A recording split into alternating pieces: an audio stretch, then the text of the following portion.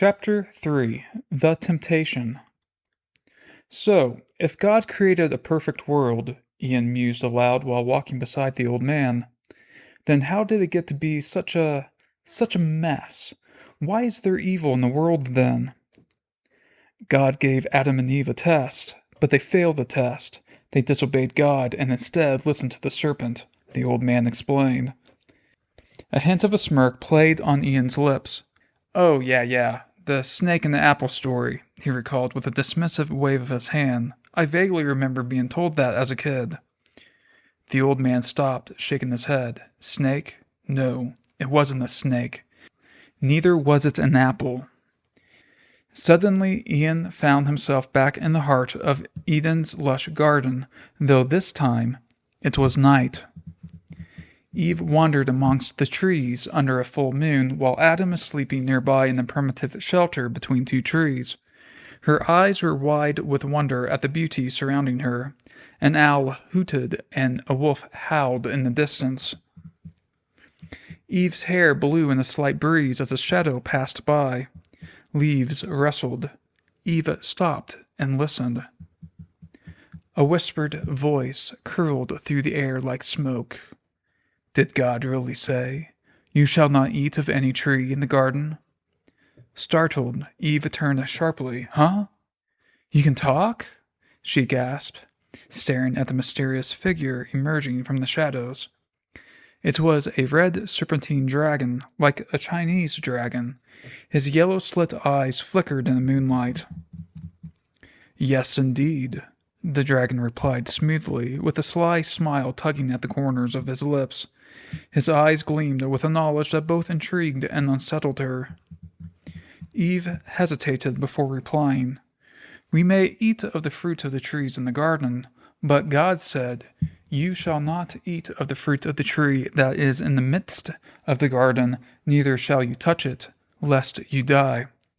She pointed toward a tree on the hill in the distance that was unique from all other trees around it.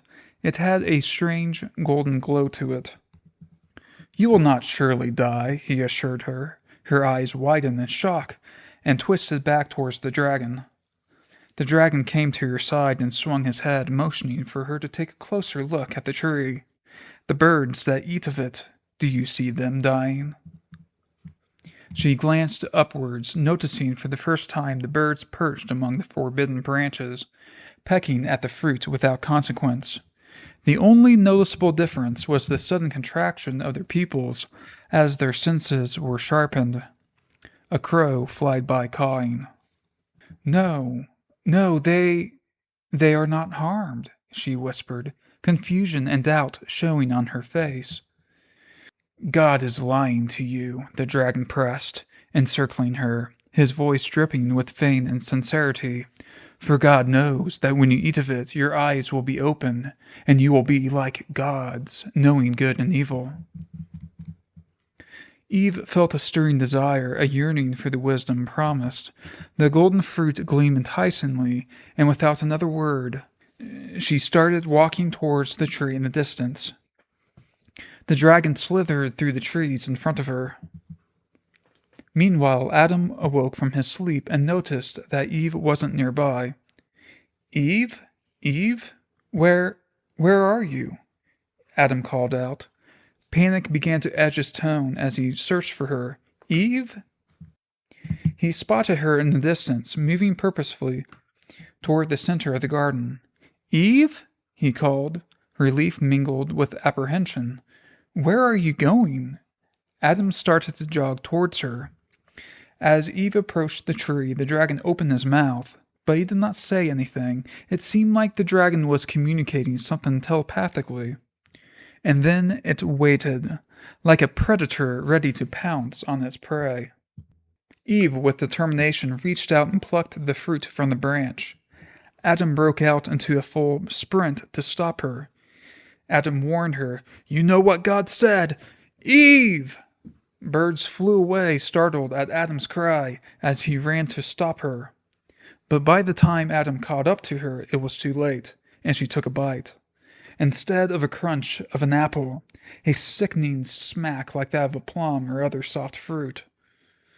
Eve turned to face him, her eyes alight with a strange new clarity.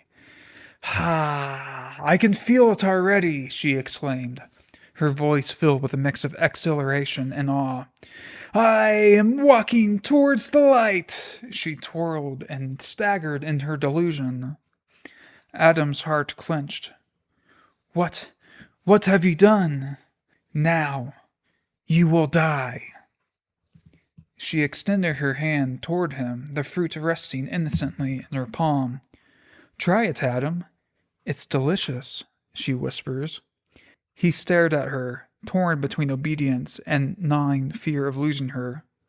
The weight of isolation pressed upon him. Reluctantly, he took the fruit in his hand and stared at it. Nobody really knows why Adam gave in that day to temptation, the old man's voice explained. Was it just a thirst for knowledge? Lust of the flesh and eyes? Adam brought the fruit to his lips. Or maybe, the old man continued, a profound sadness settling in his tone. It was because he didn't want to be alone.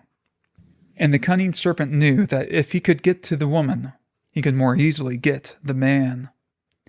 Adam took a bite, and the dragon laughed evilly the moment he swallowed.